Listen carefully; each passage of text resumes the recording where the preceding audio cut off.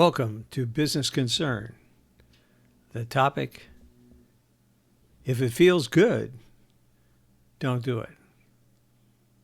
It's human nature to seek comfort and complacency.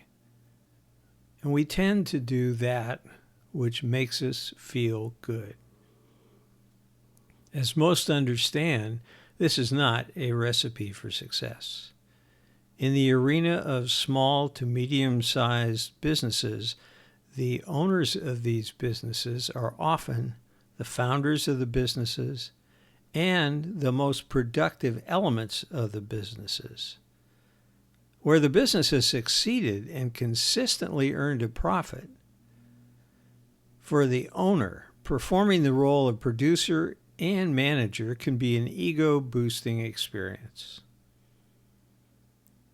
But continuing to do this feel-good activity assures that the owner will not realize the maximum value from the business when there is the inevitable separation of the owner from the business. Chances are, if you founded the business, you are also the best producer for the business. And in fact, it's also likely that you enjoy exercising your skill and ability. These talents are a part of your self-esteem and provide satisfaction to you.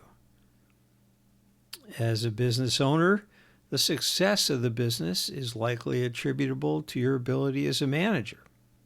You've built a team and established a successful business system with your management skills. This is also a part of your self-esteem and provides satisfaction to you. If you are the owner of a business interest in a profitable small to medium-sized business, your primary concern should be to realize the maximum value from that interest. And to be precise, realize maximum value means receiving the most net cash for that interest, thereby converting the value in the business interest from a high-risk business ownership to a personal asset held at a relatively low investment risk. This is when the sale of a business interest is a wealth-building event.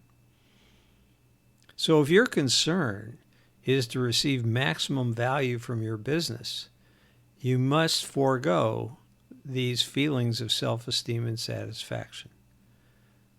Much as your role as skilled producer or a brilliant owner-manager means to you, it's costing you money. The less you stroke your ego, the more money you will receive from the sale of your business. Now put yourself in the role of a sophisticated buyer of a business. What is it that you want from a business? Now, fundamentally, you want an established system of profitable operation. You're really buying a cash flow. If the most important part of that business, be it a producer, a manager, or both, is the selling owner who's going away right after you buy the business, that becomes a negative factor, causing you to devalue the business or not purchase it at all. When the owner who is an integral part of the business is selling the business, the critical question is, what does the owner want to do after the sale? Will that owner continue to be an integral part of the business? Will the motivation of the owner remain the same? Does some part of the payment have to be withheld to ensure the selling owner's cooperation with the buyer?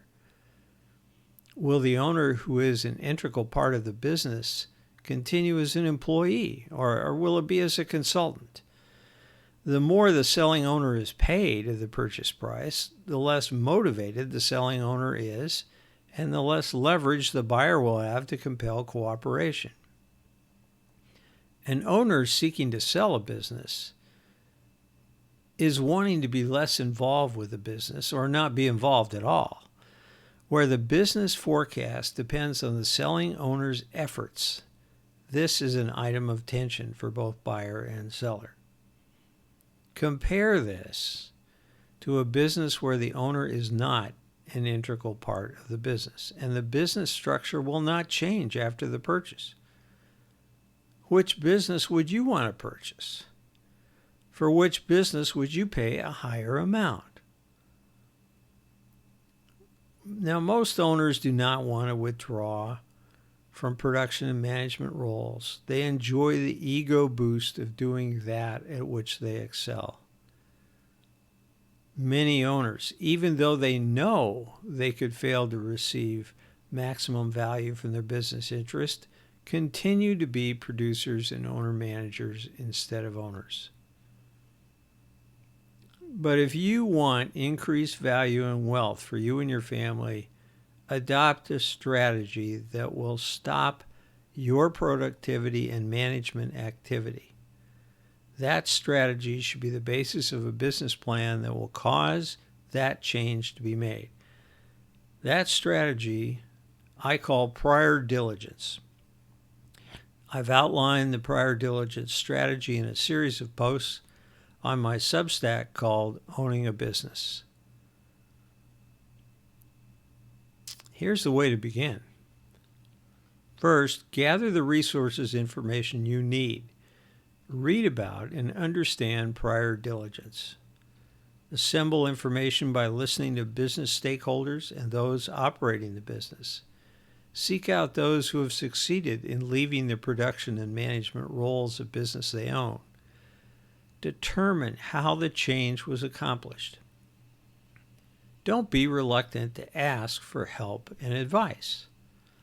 Second, write out your prior diligence strategy and create a written plan with the other owners and the stakeholders of the business. State the goals clearly and establish mileposts for performance. Third, understand that change cannot occur where discipline and focus are weak. If you are not disciplined against the seduction of the irrational notion that you are the only one who can do the production or management work in the business, and if you do not continually focus on finding and training one or more people to do the tasks you are now doing in the business, the change will not occur. Fourth, take the change in steps over a time period that allows for the complete process to come into place and be effective.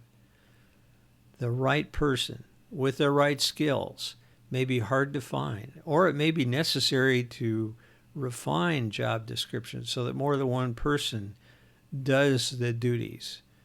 But do not think that you can do it all at once, or that it will be easy, or that it will be immediately successful.